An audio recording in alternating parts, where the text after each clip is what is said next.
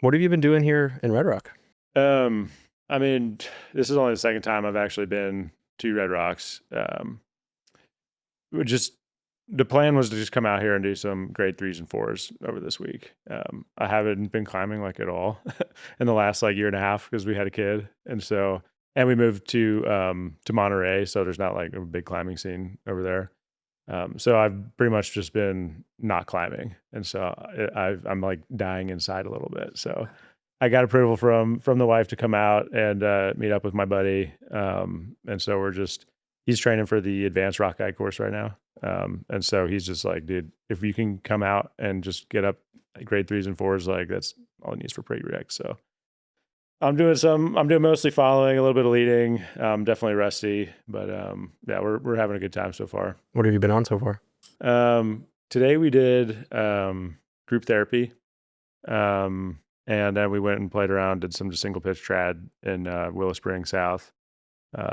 We still had some energy left over, and then yesterday, just to shake my dust off, we did a bunch of sport and some trad over in Mossy Ledges area, and then Calico Basin. We just did a bunch of sport climbs out there, just to exercise a little bit. And then tomorrow the plan is to do Dark Shadows full. Cool. So get there early, man. Yeah, I got like a 5 a.m. wake up to do that. So like you want to be the first at the entrance gate. Yeah. Like which means you want to be there at like 5:40, 5:45. Yeah. We're camping like 10 minutes away from, not even 5 minutes from the gate. So yeah, and we're like leaving. Have your bags packed. Yep. Like park out, packed. grab your bags, start Yeah. walking, and you're gonna be with somebody else doing the same thing. Probably. Yeah. It's wild. We have this running joke with everybody. It's like those seagulls from Nemo.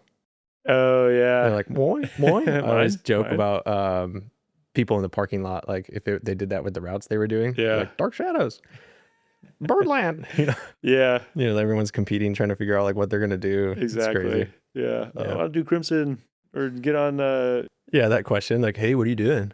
Yeah. Well, so we asked all the climbers we saw today, like, where are you guys going tomorrow? Because there was 2 parties ahead of us on group therapy today, and then 3 parties on tunnel vision right next door, and then one of the parties was so slow in tunnel vision, the guys below him ended up bailing, and we were talking to them, and they weren't too happy. But yeah, I guess it's the luck of the draw. The guys ahead of us were super fast, so we didn't have any issues today. For sure. In terms of the speed of the people above you, it's always luck of the draw. But my philosophy is always just be there first. Yeah. Especially for big crowded routes like that. At least for Dark Shadows, like once you get past the lower pitches, like there's pretty much no one that's going to be following you. Yeah. So yeah, we're looking forward to it. It should be good. It's one of the, because I told my buddy who I'm out here with, like, whatever you haven't been on yet, let's do it. And he's been out here many times. We come out here and we actually do training with the schoolhouse once a year, usually in the spring. And so in the process of doing that the last 3 years, he's climbed so much. It's just like, I've never actually done Dark Shadows. Let's go do it. Yeah. So that's the plan. We'll see how it goes. Awesome, man. Red Rock is glad to have you. Yeah. It's nice. It's nice to be back. It's been about 1.5 years since I was out here. So cool. No, 2.5 years. Wow. Yeah. So sweet. It's fun. So for everybody listening, like, I guess give me your title, or like try to summarize your background and your title really quickly. Sure. Yeah. So I'm a major in the U.S. Army. I'm an active duty special forces officer.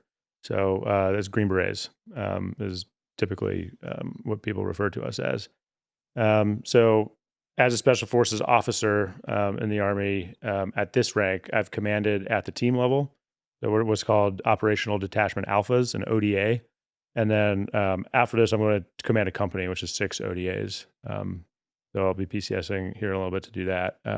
Right now, I'm just a student because I'm getting a master's before I have to go back to group and get back operational again. And my assignment prior to this, which is why Jason reached out to you, was because I was the commander of the Special Operations Mountain Warfare Training Center. We call it SOMWTC, or just the schoolhouse. And what that is it trains all of the military mountaineers for SOCOM.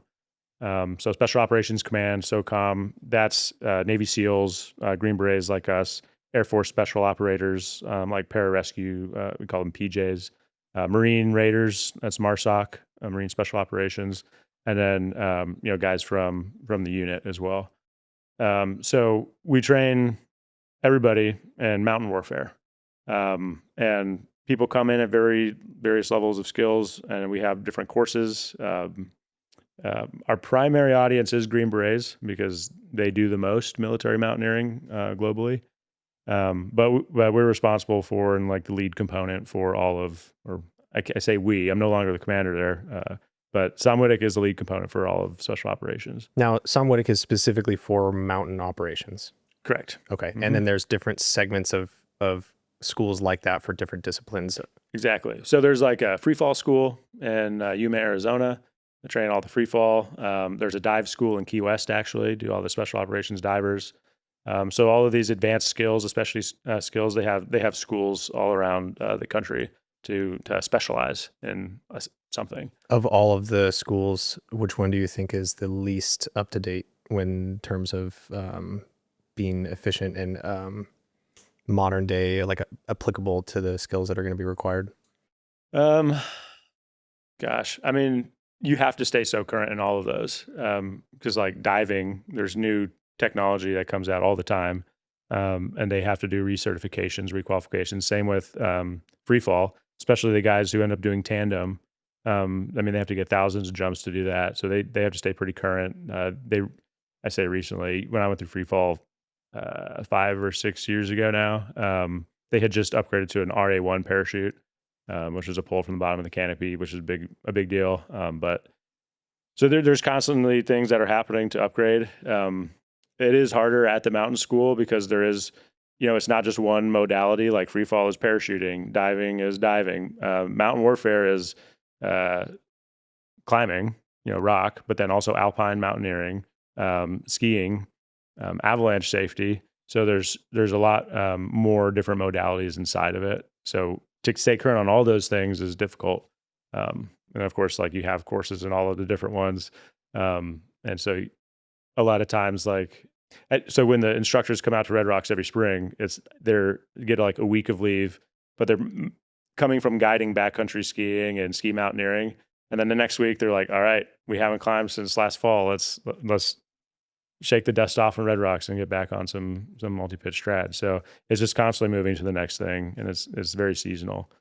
So that tends to keep, you got to stay current in each one of those, and that's expensive. But yeah, I mean, what's the IFMGA is the rock, the rock, alpine, and ski. Yeah. And so, I mean, you've got 3 sub-disciplines within a single discipline. Yeah. And so, I mean, I understand the complexity in terms of trying to get somebody up to speed in something that's so complex. And you're ultimately teaching someone to be efficient in an entire like terrain. Like it's almost like a lifestyle that you have to like get attuned with. Yeah, mountainous terrain. I mean, it covers so many different things, like you mentioned. We also call it like vertical terrain of consequence, like any of these things.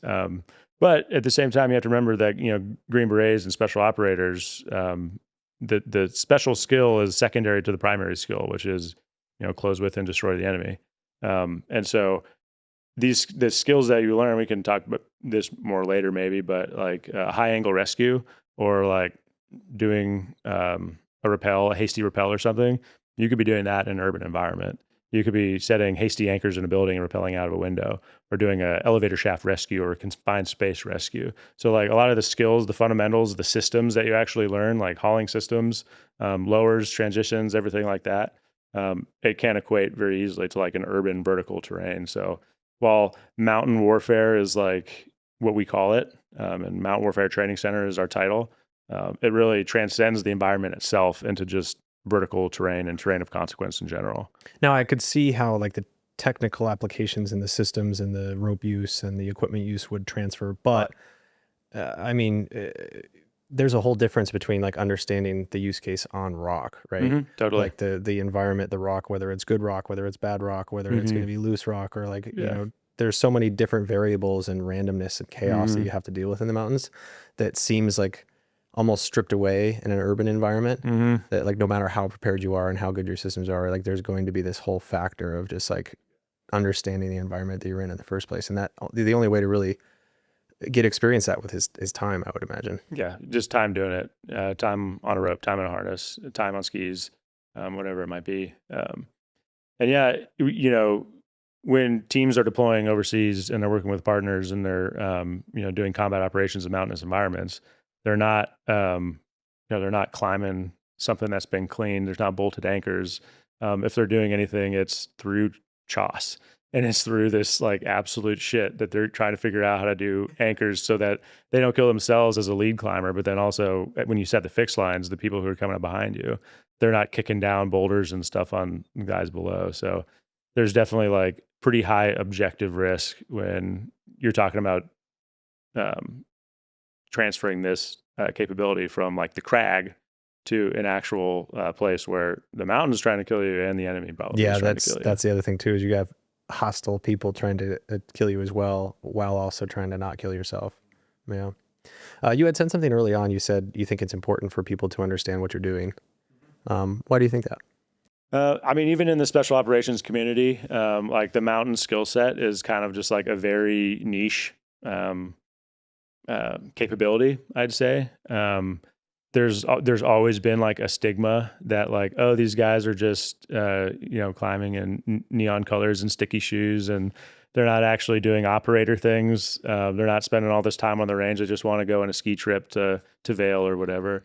And so that sort of stereotyping, as valid as it seems, like, yeah, we spend a lot of time skiing, spend a lot of time in mountains. As a mountain ODA, you're fighting for just like 2 to maybe 4 weeks a year where you can actually train on that skill set between all the other requirements that you have. So even within the special operations community, like people don't really understand all that goes into it. And then when you talk about outside the special operations community, basically for like a civilian, for a layperson, we're mountain guides when it comes down to it. And we're mountain guides for other military organizations, for partner forces, for different units, to get them through this high consequence terrain safely. And so that's what these teams are employed to do. Our partners, some of them have great capabilities in mountain warfare. Some of them do not. And so we try to like train them, make them better, and make them more lethal in that environment. And so I guess if that answers your question in terms of like, why does nobody know about us? That's probably not a lot of people know about Green Berets in general. There's not a lot of movies out there, about what Green Berets do, since like John Wayne in like the 70s in Vietnam. But I think it's important for people to know that like, hey, this is a capability that we have. As a American force. As an American force, yeah, we have guys who are incredibly fit, incredibly strong mountain people who can deploy anywhere in the world at any given time and do harm against people in the mountains. I don't want to sound like too lame about it, but when it comes down to it, that's the job. And the perk of the job is you get to spend all your time in the mountains and be a mountain person and train to be a mountain guide. Because anybody knows, like that's where the passion comes from, is spending time in mountains for a lot of people. Now, is this schooling that you were a commander of only for special operations individuals? Yes. Okay. It's not for NCOAs? No, that's enlisted versus officer. Mm-hmm. So we call it regular Army, conventional Army. So no, we don't. Very rarely would we have a student who comes through who's not special operations. There is a Army mountain warfare school which trains conventional Army units in like basic mountain warfare. There's also a Marine Corps Mountain Warfare Training Center, which is Bridgeport, California, actually in the Sierras. That's the one I think I went to when I talked to you before. That was the one I was talking about. I think so, yeah. And those are great programs. There's a Northern Warfare Training Center in Alaska that does Arctic warfare as well. And those are great programs. They train conventional forces. A lot of the skills are the same, but in those cases, you're talking, you're training somebody in the basics of like knot tying, harnesses, so that they can go to the mountains with a larger unit and do like conventional operations in the mountains. And yeah, while those skills are very similar, we tend to focus on like very particular small unit tactics in these terrains, and then as a mountain guide to bring an untrained partner force through. Because the partner that we might have somewhere will not be trained how to how to navigate a fixed line, as an example. So there's a huge guiding component to the instructing that you're getting. Yeah. And that's why the schoolhouse is very closely tied with a lot of IFMGA pin guides, for our own mentorship and for our own development, so that we can learn to be guides. And then there's a number of instructors now who are partly way through like the pin process, whether it's an alpine rock or ski. I think there's like 6 or 7 now that have started that process, been to like the basic courses and are now apprenticed or aspirant guides. Are there any that have made it to IFMGA status? Not yet. Is that in the pipeline? We've got some that are pretty close. We got some that are pretty close. And then there's also a huge like subculture of former operators who have retired after, 15, 20 years of service, who then they go on and they get their full pin. And then they can come back and consult as former operators, now pin guides. So there's a really, really strong and growing community of people, like-minded individuals who know that mountain warfare is something that we tend not to think about, but we really need the capability. Yeah. So yeah, let's talk about kind of use case for these skills that you're learning. Like, I'm interested in, forgive me for my lack of vocabulary in the military sense, but also lack of understanding with just exactly what it is that you're doing. How are you carrying the skills of climbing? How are you carrying mountain skills into these hostile areas, and how are you kind of applying them in the mountains? Like, I guess paint some scenarios for me of what kind of things you're doing. Yeah, that's a really good question.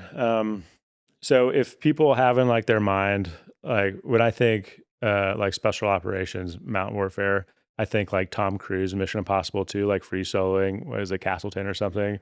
And then he's like doing the crazy like campus move or something. That is not it. It is kind of like what we talked about before, like going up choss piles with, and trying to set fixed lines for people to come up. It's, I guess I'll give it a historic example to get a little bit into like the history of special forces. We'll go back to World War II. As was most of the special operations units draw their lineage to World War II. That's when they first stood up these capabilities. The Special Forces Regiment, specifically the Green Berets, draw their lineage to a unit that was called the First Special Service Force. The Force is what it was referred to as. And that was a joint American and Canadian force that recruited mountaineers, hunters, like woodsmen, people from like the deep mountains of Canada and the Rocky Mountains, Montana, Colorado, and they put them into this unit and they trained them for winter and mountain warfare, specifically for something that was at the time called Operation Plough, which was the Allied invasion of Norway. Because they looked at Norway, which was controlled by the Nazis in World War II, and they're like, well, if we invade Norway, we're going to need mountain trained people. And so this was the unit designed to do that. Operation Plough obviously never happened, but they did end up employing the force in the mountains of Italy. So there's one famous, the Gothic line that the Nazis held across the middle of Italy for a period of time in 1943. There was Mount La Defensa, which was pretty much like this high peak right in the middle of that line, and there were Germans sitting on there. They were calling in artillery. It stalled the whole Allied advance for months, thousands of casualties. They sent the force in, and their lead climbers, within a period of about 12 hours, they set fixed lines, and they ended up infiltrating an entire battalion, which is about 400 or 500 of these trained mountaineers, up to the top of the mountain, and they ended up taking Mount La Defensa with extreme casualties, mind you. And that's just because they went up, they had mountaineers leading, doing a recon under fire, and then setting these fixed lines so that the rest of the guys could come up behind them, and then they took the mountain. So that's sort of an example of assaulting a fixed enemy position, which is very difficult to do. That's also above you. That's also above you. And that sort of like goes against every maxim of military tactics, is you never attack uphill. But mountaineers sometimes have to do that. So that's the unit that we draw our lineage to in that sense. Looking a little bit more modern, another use case that we can talk about is Operation Anaconda, which was in 2002 in Afghanistan. So I'm into history, so I'm sorry if this is like, it isn't helping. When 9/11 happened, we sent special operations forces into Afghanistan after about a month and a half. Those special operations forces ended up completely dismantling the Taliban in about a month. They came in on horseback. If you've seen like the movie Horse Soldiers, things like that, they came in on horseback through the mountains. They called airstrikes on the Taliban forces. They took Kabul in about a month and a half. All of those remaining Al-Qaeda and Taliban forces then fled into the mountains of Afghanistan on the border of Pakistan, into this area called the Shai-Kot Valley. And in the middle of the Shai-Kot Valley was the mountain called Takur Ghar, which was about 12,000 foot peak. Right there, the base was 8,000, so it's like a 4,000 foot prominent peak. And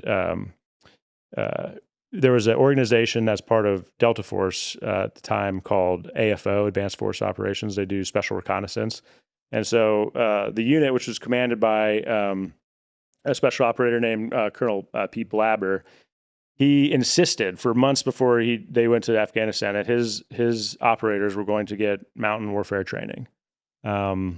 They spent time in Montana. They did like a bunch of wilderness mountaineering expeditions, basically. They trained in the environment. They trained at altitude so that when they got to Afghanistan, the Shai-Kot Valley, they sent those guys up to establish special reconnaissance positions.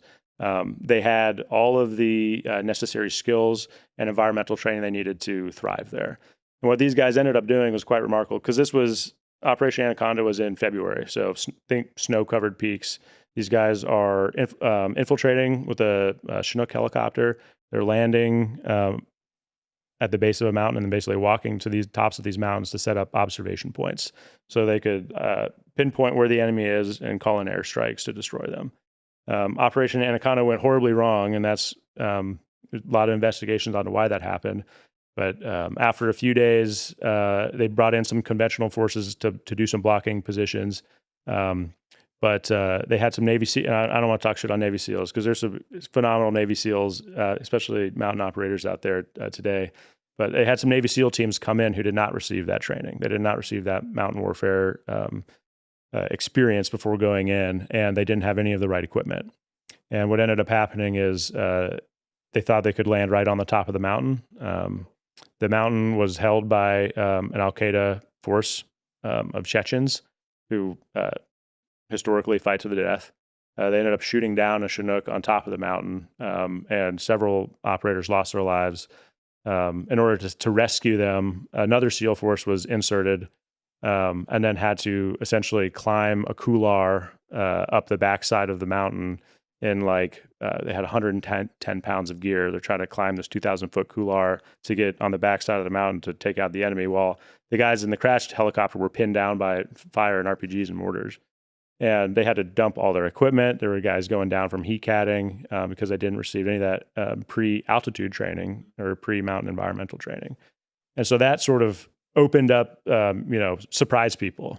They're like, here's these tier 1 operators who can do anything to any enemy anywhere, but they were defeated at the top of Takur Ghar. And so after that, there was a large emphasis placed on mountain warfare and training teams in high-angle rescue specifically, in order so that they could operate in the mountains of Afghanistan. Now, that's like a very, dramatic example. Most mountain teams and special forces are deploying to mountainous countries like Colombia, where FARC, an insurgency force, has been living in the mountains for like decades. And those are mountain fighters because they patrol, they own those mountains. So if you're going to train the Colombians and work with the Colombians in dismantling an insurgency in the mountains, you have to have that environmental training. And so every special forces group, which for listeners who don't know, there's different groups that specialize in different regions of the world. I'm from 10th Group, so we specialize in Europe. When I was a mountain team leader, we went to Georgia, which is on the border of Russia and the Caucasus Mountains. Now there's teams from First Group in the Pacific that train for Nepal. Taiwan is very mountainous, so there's certainly a lot of mountains everywhere in the world, and you have to have operators that are trained to And there's to lots operate of there. diversity, and so you have to have specialized units for each kind of mountain. You Exactly. got jungle mountains, you got snow mountains, desert. Exactly. And so that's sort of, I don't know if that necessarily answers your question, but that's sort of a use case of what you do when you get there. It could be, direct action. You're just fighting an enemy at the top of a cliff. The SEALs are particularly good at that. It's called cliff assault, because most of the beaches in the world then have cliffs. So you have to somehow land on the beach, you swim, you dive, and then you got to climb up. So vertical cliff assault is something they have to do. Any team that operates in the high north, in the Arctic, and especially Norway, Finland, Sweden, border Russia there, Alaska, is very contentious. It's been in the news a lot lately. You have to have teams who can not only fight in these and like survive this extreme temperatures, these extreme environments, but then they have to operate there. So just being there and living is like required. You can't not do that. And so that's sort of the use case today. Special reconnaissance, I mentioned that before, but inserting somewhere, being very sneaky, nobody knows you're there, so you can observe a target, and then potentially call in airstrikes or just pass information for other folks to do things.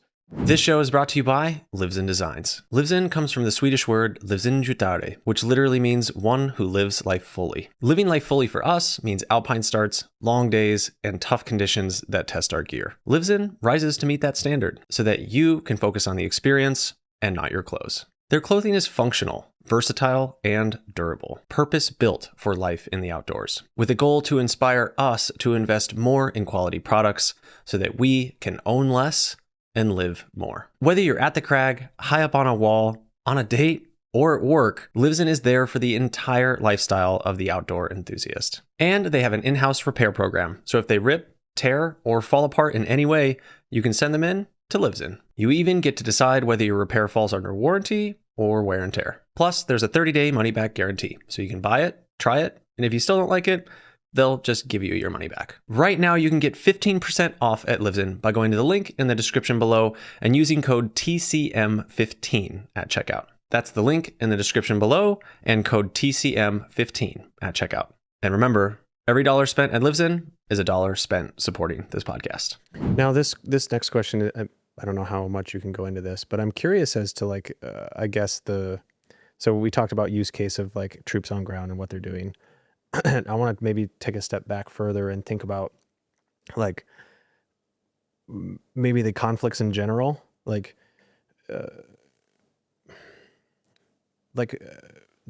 enemy forces are using the mountainous terrain for what purpose?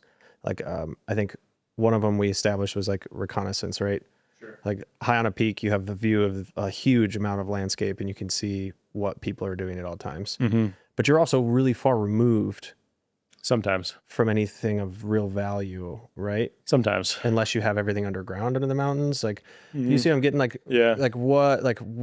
are there battlefields here? Yeah. Why are we fighting in the mountains? Like, if we just left them alone, or if there was no contention in the first place, would that spill back out into common ground, like non-mountainous terrain?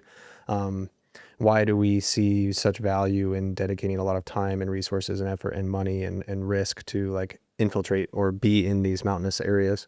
Yeah. So that's a great question. And I think it's important. And you mentioned half of it, which is infiltrate. Most countries' borders are mountainous. I think it's something like 70 to 80% of all land borders between countries. It's like either a mountain or a giant river. Exactly. So the ones that are mountainous, you have to be able to infiltrate. If the country on the other side is somewhere that you need to go, you need to be able to get there. And especially in today's modern technology, surveillance is ubiquitous. It's everywhere. They're like the facial recognition. You can't fly into a country as like an SF team and not have anybody know you're there. So if you have to do it where you want nobody to know you're there, a lot of times that's going to be through mountainous terrain. So that's the first piece, is infiltration. The second piece, I think, is way more nuanced, and I could talk forever on this, so I'll start talking. And if you want me to stop, just like give me a signal. But a lot of these areas that are being fought over in the mountains are they're communities of people who live in those mountains. They grow up there, their ancestors are there, their tribe has been there for hundreds of years, their clans, whatever it might be. So they are just mountain people who live there. That's their community. That's their community. There's something that we call in military tactics like the tyranny of distance. Just by virtue of being a community in a hard to get place that has very rugged terrain, very hard to get to terrain, they're often very marginalized by the state that controls that territory. And so these marginalized people have all sorts of grievances with the government, and they don't get the essential services they need because it's so hard to get things there. Sometimes the roads are closed for months at a time from snow or something, and they're literally on their own until that can get there. And so what that ends up becoming is like a hotbed of potential insurgencies forces.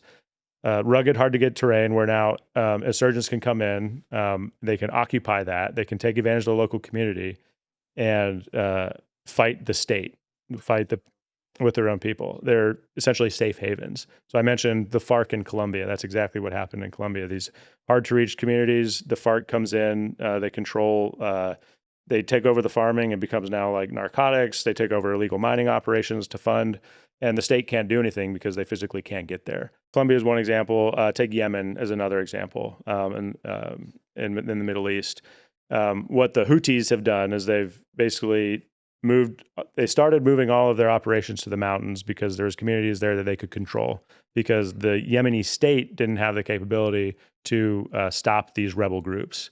And so when I talk rebels, and when I talk insurgents, that's what Special Forces deals with. It's unconventional warfare to defeat insurgencies, to defeat rebels, or if that rebel is like a pro-democratic rebellion that is trying to overthrow like an authoritarian state, then that would be a time when Special Forces comes in to do unconventional warfare to empower those rebels and to help them fight against the state, or in the counterinsurgency example, help the state fight against the rebels. I think that was the two different things. When I first understood this concept, it was that we were coming into these areas and be like, hey, you guys aren't really helped by your country, and we're also kind of at odds with this country, so let us help you help us. But then there's also the example of these people are in the mountains, and then rebels who are fighting democracy are going to utilize these people, take over their land, or recruit them to then fight against their own state. Yeah. Got it. So these communities are often just like, like choosing the lesser of two evils at this point. And they have to almost. They don't have a choice. They don't have a choice. It's either join or be killed or. Exactly. And so that's sort of, that delineates, I guess, the two types of, whether we're going into a location to fight an insurgency or going into a location to help the insurgency. And that's sort of like the two use cases. And then, we talked borders a little bit. The border lines are constantly moving. It turns out the mountains are really important in just terms of natural resources. They're the headwaters for most of the drinking water. Like the Tibetan Plain is an example. Yeah, this was crazy when I read this. It feeds it serves 3 billion people. It's like 70% of Asia or something like that. So whoever controls the upstream flow tends to control what happens downstream. So there's constantly fights. In fact, just this last June, there was another war between India and Pakistan over the Siachen Glacier, because the Siachen Glacier in Kashmir, it's always been contested. Again, very rugged terrain, hard to get to, but that's the headwaters of a number of critical rivers to India and Pakistan. So whoever controls that could potentially, cut off water supply, becomes humanitarian crises. And so that's, there's a lot of reports of different actors, including China, who do this, in the Himalayas, and they can use that as a state tool of influence to then get the lower, they're called lower riparian states, so the countries that are lower down, basically to do whatever they say because they're controlling, the spigot. But they're not advertising that they're controlling the spigot. They're not saying we're doing it. They're like, are they just blatantly or like we're in control? Sometimes, I mean, because there's such a lack of infrastructure in these places, getting construction equipment to go build a dam, as an example, like that's you getting access to that area. And then there's reports, particularly in Nepal and some areas of Myanmar, where the border pylons, because there's not like a red line on the ground or anything. The border pylons just kind of keep moving. Or maybe it was on this side of the river once, and now you come back a couple years later, it's on this side of the river. Now this community is Chinese, even though it's been Nepali for a long time. So there's a lot of ways that these countries that have rugged mountainous terrains at their borders can encroach. And even, I mean, if we're talking about a river, even taking one side to the other, now you control that entire river. Or you build a dam, it reroutes the river, you control everything on that side. Yeah. So there's that's what we would refer to as like hybrid warfare. It's a form of warfare because it is achieving a geopolitical end, but you're not doing it by guys shooting each other. It's not something that's done through a conventional military thought, but it's warfare below the threshold of violence. They're changing the boundaries without there actually being a war. Almost more impactful that way. Mm-hmm. Yeah. And so that hybrid warfare, that gray zone, is where special operations, that's where we make our paychecks. Now, I would say that it's probably more cost effective to take locals in an area that you're trying to operate in, train them with the skills of like weapons, how to shoot, how to do all the military things. But then you're not having to train an American soldier how to live, how to breathe, how to be. That's a great point. It's like Avatar, right? Yeah. That movie. Yeah. Mm-hmm. It's from the article you read, it seems like this is kind of something that you've been promoting or something that might be already happening. How much of that is being employed in the military now, and how do you see the future kind of going? Do you see this being the better direction, the more cost-effective direction, and actually having more Americans being trained to be worldwide, like speaking the language of the geographical world? Yeah, that's a really good question. And I think what it comes down to is like there's a maxim that mountain operators and the mountain guides around the world, I think this might even originate from the Austrians, but they always say it's a lot easier to train a mountain guide how to be a soldier than it is to train a soldier how to be a mountain guide. Because the mountain guide training, as you probably know, takes years, sometimes decades. It's essentially a PhD in mountaineering. Whereas you can teach somebody how to operate a rifle effectively in like a few weeks. And so it is much easier to train a person who lives, breathes, is a mountain person how to be a soldier than the other way around. And that's something that we do. We do it often. I think there's one particular example we can talk about. This is from the 60s. ST Circus was the name of the operation. It was a operation led by the CIA, actually, when China invaded Tibet. We would take Tibetan people from, the Tibetan plateau is, I think the average elevation is 14,000. So it's very high altitude, a lot of mountains, especially as you get closer to Nepal.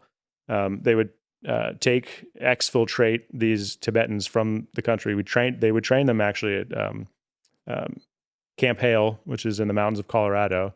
And then they would train them for like a month or two and, how to conduct sabotages, how to operate a weapon, how to operate a radio, these types of things. And then they would parachute them back into Tibet to then fight the Chinese. This is a model that we see very prevalently today, in the sense that the American people, rightfully so, like most of the conflicts that are happening around the world, you don't want Americans to go die there. And so the training, the advise and assisting remotely is something that does happen today. Obviously, the use case against this would be like Bay of Pigs, which a political scientist or historian would talk about often, where you trained a bunch of expat Cubans in, I think it was Honduras or Guatemala, and then they dropped them off in Cuba, and then they were all immediately killed and captured. So it doesn't necessarily work everywhere. Either that or captured and then used against you. Yeah. So there's absolutely risk to that. But that could happen to your own forces anyway too, right? Absolutely. Yeah. That's just part of warfare. Exactly. And so there's definitely different models that you can use depending on the geopolitical situation of a country and the partners and their capabilities as a military or lack thereof. There's a whole menu of options that special operators can use. I guess the big the difference would be like loyalty to the state. It's like Americans I would imagine, be much more loyal to their country when put into a hostage situation or something. Whereas maybe like a local that was trained by some country they went to, then they're told to go fight against them. I'm sure it's probably a much easier decision, maybe. Yeah, I mean, it varies drastically, and then you're getting into like what is people's motivations, at what is the line at which somebody's willing to give their life for the country? Does that idea align with what the U.S. interest is for that country? Like, is that something we want to promote? So yeah, it gets very difficult to discern, especially for planners at that strategic level. But when it comes down to it, the bottom line is if the decision makers decide we want somebody to train these people, or we want somebody to infiltrate unseen and do a unilateral action of special reconnaissance to observe this very important thing in this spot, and that spot's in the mountains, then you have to have somebody trained to do it. And so whether you're guiding someone who's untrained or you're doing it yourself as a mountain force, that's a capability that you have to have. In your article, you mentioned, let me see if I can pull this quote up. Sure. You said, severe weather and physical barriers of mountain regions give rise to mental toughness, self-sufficiency, insularity, and talent for improvisation. Talk to me a little bit more about your philosophy behind like what kind of people the mountains breed, and then I'll go to the next quote. Sure. Yeah. I mean, that's kind of like a anthropological question, and I'm like not an anthropologist. I'm like a guy who has made some anecdotal observations, and I find that those can be somewhat revealing. I think mountain communities in general, and there's been studies that have supported this across even like the American West, that you have a very small community that operates. That they live their daily lives is just harder. Because they're further away, they can't just like run across the street to Home Depot and pick up something to fix their house, or they can't hire a guy to come out and like fix their plumbing. They have to like go through the garage and see what they have to fix it, because they know that they're not going to be able to get to the nearest town anytime. So I think that remoteness and like it just creates somebody who's hardy. And I guess maybe I'm a little egotistical. I don't know about this, but like in my family in particular, like my grandfather, he like in the mountains of Colorado in the Swatch, he in the 80s just decided he wanted to build a cabin. And so he goes in the cabin with he goes into the woods with a couple friends. They found their snowmobile breaks down. They turn the engine into a sawmill and they cut down the trees. They fell everything. They completely make all the boards and they build a cabin. And he lived there until he died, for 30 years. And that cabin's still in our family, and we would grow up, and that's how I learned to ski. Is like my grandfather would tow me behind a snowmobile until I stood up, basically, and then he was like, "All right, now we're going up there," and he points up to like Tin Cup Pass or something, and he drive me up there in a snowmobile. I was like, "I'll meet you at the bottom," and it's like when you're brought up in that sort of environment, I think that just things that are hard. Or like once you've done a really hard thing, then you're much more willing to do that just the rest of your life. And so I think these mountain communities, that's what they breed. I'm using my example, but there's plenty of other, like Jason, you mentioned, he grew up on the western slope of Colorado. Same thing, very small town, had to be self-sufficient. People who are doing like elk hunts because that's how they eat. So those people, I think, especially considering the historical case I brought up, like the first Special Service Force, people know that. People know that people in the mountains, they're harder. And if you want people to be able to be hardy, then it helps if they come from the mountains. For sure. It brings up the word resilience. Absolutely. Yeah, you life is harder. Yeah. And so it becomes more normal to be going through things that are harder. Yeah. And that builds resilience. And yeah, my example is like a very Americanized, dramatized version of that. But like you look anywhere else in the world, where these communities, that's just their life. Those people make exceptional partners.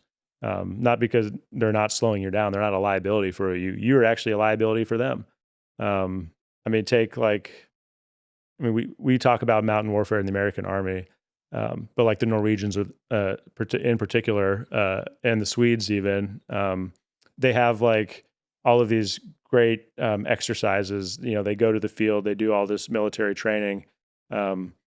It's in Norway and Sweden, and it's very cold. It's very snowy. They're doing over snow movement. They're surviving. It's not mountain warfare to them. It's warfare.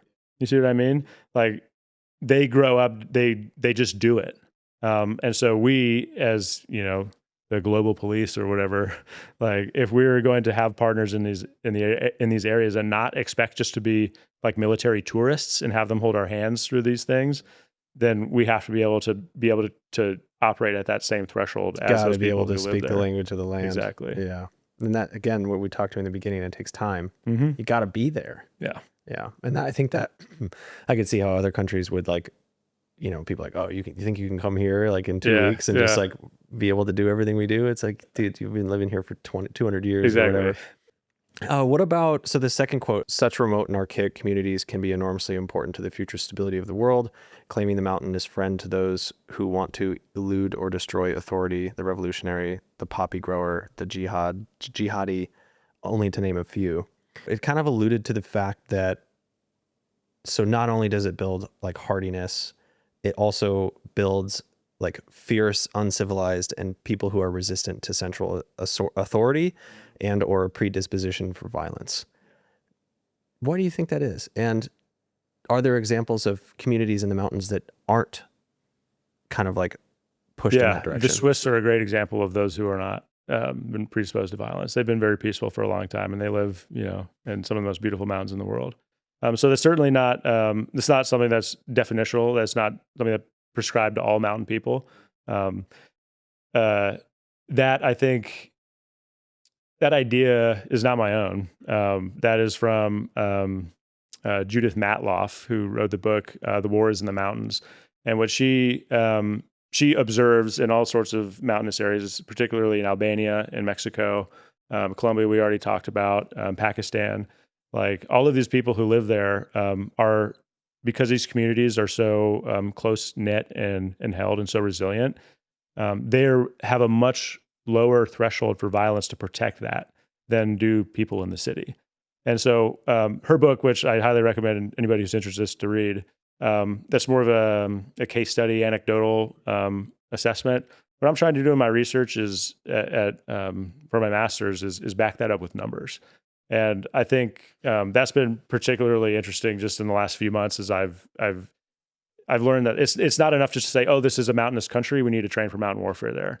What I've been looking at is pairing what mountainous is, like definitionally, from like USGS definitions of this is a mountain area, which has to do with relief, slope angle, density, that sort of thing. Overlaying that with a database of violent conflict called the Armed ACLED, the Armed Conflict something database, messing that up. But ACLED basically pinpoints geographically where any violent conflict happens in the world, whether it's somebody's shot by a smuggler, or somebody who's or a country that's battling another country. Now, these have to be recorded events. Which also leaves out so many others that are unrecorded. That's true. And ACLED, they do a remarkable job of actually getting not just like what is officially reported, but then what's reported by people on like in those areas. So their reports are very reliable.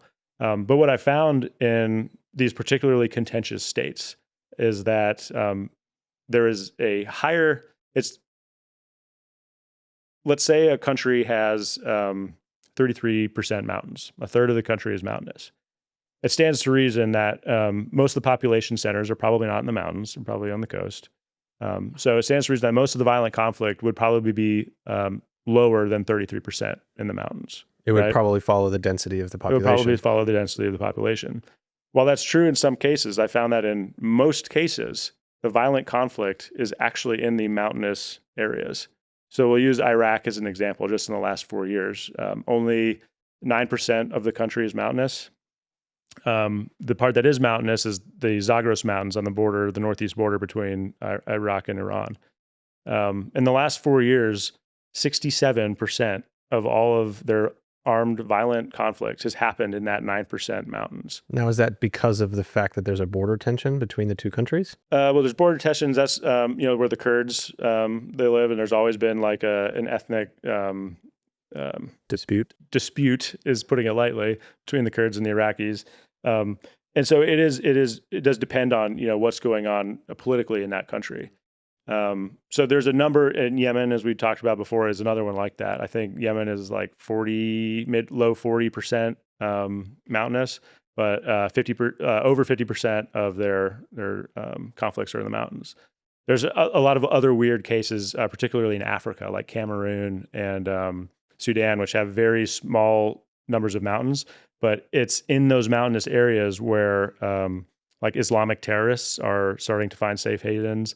Those border areas that we described, they're specific to Cameroon. They're coming in across a border that is like friendly to Muslim terrorists, and they're trying to encroach into Cameroon in those mountains. So there's like a huge geopolitical aspect of it. But the data does show that most of the violent conflict that's happening, and these, I looked at the top 20 conflict states. The violence is happening in the mountains, which is really interesting. Now, is there a larger portion of that because the mountains, just in the nature of how complex they are and how hard they are to live in and how hard they are to be, it's easier for people who have malintent to stay away from persecution, I guess, or judgment or monitoring by the state or by the government. They can hide. Yeah. It's that tyranny of distance we talked about earlier, that like it is just so much hard to govern. And so the governance in these hard to get areas is so low. I mean, some researchers look at like the night sky index as an example. You've seen like the pictures of the globe at night and seeing like where all the lights are, like, well, that's where the people are. Well, in some of these mountainous, hard to reach areas, there are no lights. And that's indicative that there is no infrastructure there. If there's no infrastructure, there's probably not governance. There's not state funded schools. There's not, state funded anything. And so that's when like a terrorist organization can come into that community, and they provide that service in some cases to the people. And now the people are supporting the terrorists because they have these services provided to them, which they're not necessarily supporting the terrorists because they believe in their cause. There's like, hey, they gave me kerosene, or like, I've got electricity. Hey, I have power in my house for the first time. Like, that's pretty cool. And so that, that's maybe an exaggeration of an example, but that's what's happening. Very interesting. I realize that this is a climbing podcast, and we moved far from climbing just by virtue of me being passionate about this stuff. So I appreciate the questions. I wouldn't have asked you these questions if I didn't want you to talk about them. I have one more thing on the type of people, and we had talked about we just talked about kind of the one side of the coin, like fierce, uncivilized, resistant to central authority. I think there's definitely, and I've had some personal examples of this, is like the opposite, the peaceful people. I went to Peru once. This last year I went to Huaraz, and we went hiking in this one canyon all the way up to this lake called Shayap, and it was the whole valley, 8-mile long valley, was this long pasture of cows. There were cows everywhere. And we kept seeing these like archaic buildings of like stone and like old fences. We're like, man, these have probably been here, for centuries. Like, I wonder who lived here. And sure as shit, as we walk back, like on the way out, we had walked past this like house that was made of giant boulders. And I was like, man, this thing's got to be here forever. We walk back, the dude is in there. He's living there. He's living there in this house. And he said his family has lived there for centuries, and the government doesn't know that he's there, or at least that's what he says. And I snapped a picture of him. Just such a crazy story, and so cool to see those kind of people thrive and live in those mountains. And he was like probably in his 70s. The dude walked like 16 miles like it was nothing. Just really cool. Just a testament for just the kind of resilience that people can have, just living in the mountains year after year. It's really rad. No, that's a great example. And then now put yourself in the shoes of like a terrorist organization, or let's say, don't think of yourself as a terrorist. That's a bad example. But think of yourself as now, let's say that area in Peru, like the Peruvian government is fiercely authoritarian, and there's a resistance movement that's sweeping the nation, and that resistance wants to overthrow the authoritative government. But you and your fellow patriots are now stuck in the mountains. You come across that same man and his cows, and you say, please, like, we're trying to make this country great again. Please provide us with some of your cows. Now, is that man part of the resistance movement? Maybe, because now he's providing you milk, he's providing you cheese, some meat, perhaps. Like, now he's directly assisting this resistance movement, and that's how these things happen. And these resistance movements, terrorists, they move into these areas and they co-opt the people who live there, who are resilient to live there, to then help them in their fight. Has there any been an example? And I don't want to try to paint the U.S. in a bad picture here. It's not my goal. But so we've got internal communities that have conflict, and then you have obviously the parent states or the parent countries that are supporting the conflict on either side for their own benefit. Yeah. Now you also have the idea of like, maybe you've got a mountain group that's on a border, but it's not conflicted. There's no war going on there, but there's still an invested interest in utilizing their skills and kind of recruiting them for some sort of purpose that they might not have already been a part of. Is there kind of things like that going on in the world? Like, I'm sure. Yeah. I mean, I can't think of, I'm not an AI. I can't think of an example like right off the top of my head, but absolutely.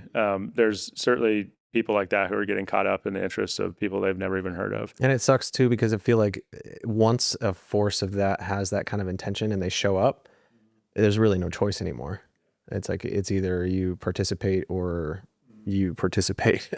There's actually, and I won't even try to pronounce the name of the tribe it's almost like its own ethnic group in the mountains of Mexico. They don't speak Spanish. They speak, their traditional languages still.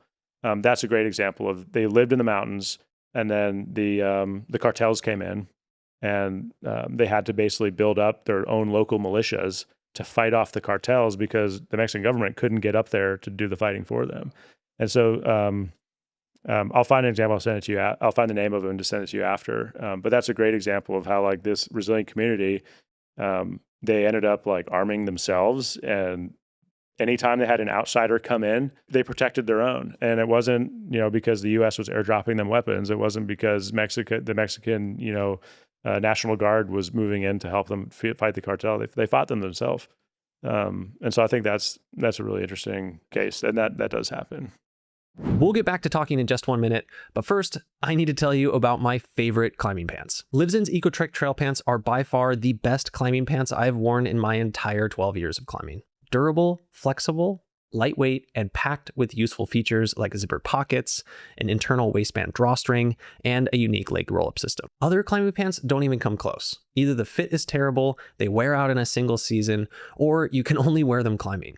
Livzin's EcoTrek trail pants are unique in the fact that they're rugged enough to climb in and still classy enough to go out on a date in. You're essentially getting 2 pairs of pants for the price of 1. Plus, there's a 30-day money-back guarantee, so you can buy them, try them, and if you still don't like them, they'll just give you your money back. Right now, you can get 15% off your next pair of Livzin EcoTrek trail pants by going to the link in the description below and using code TCM15 at checkout. That's the link in the description below and code TCM15 at checkout. And remember, every dollar spent at Livzin is a dollar spent supporting this podcast. Okay, I'd like to, we've talked about like use case for the skills, use case for the personnel. We've talked about kind of the larger geopolitical landscape for how those kind of skills and people are using their skills for the larger picture. I want to kind of bring it all the way back to, I think it's SOCOM. Is that the school? SOMWTC is the name of the school. SOCOM's the Special Operations Command. Okay, so SOMWTC. I'd like to talk about, like, maybe walk me through like what that training actually looks like. Yeah, totally. From somebody who's starting out with probably no mountain experience. Like walk me through that process, and then I ultimately want to get into what kind of changes you implemented into that program while you were there. Okay, great. I'm going to start trying to answer that, and my ADHD brain might take over. But SOMWTC as itself, it's an advanced skill. We talked a little bit about that before. You have somebody who's already a special operations warfighter, and they need this advanced skill because they're now on a mountain team. So we talked different specialties of teams. There's free fall teams, dive teams, mountain teams. You have mobility teams that specialize in like driving, motorcycles and dirt bikes, and everybody wants to be a mobility team. So there's like all this cool guy stuff that happens. But a lot of times, you show up, you're you've just spent the last 2 years going through the qualification course, which is how long it takes to train a soldier from like a regular unit or somebody who's just enlisted off the street. It takes 2 years to train them from nothing in order to be a special operator for Green Beret specifically. And I think the SEAL pipeline is like 18 to 24 months as well. But you have these guys, they've been trained in everything else. Now they need this advanced skill. Is it mandatory? Picking a skill? Can you be spec ops without being specialized in a particular advanced training absolutely. skill? There's teams, we just call them ruck teams, because they just ruck around and they walk everywhere. Or there's definitely teams that you don't have to be specialized in anything, because there's plenty of places that they can still be used without that specialty. Now, if you're assigned to a mountain team and, you're Kyle and you tell the sergeant major of the company that, hey, like, I lead trad, I love the mountains, like, I would love to be on a mountain team.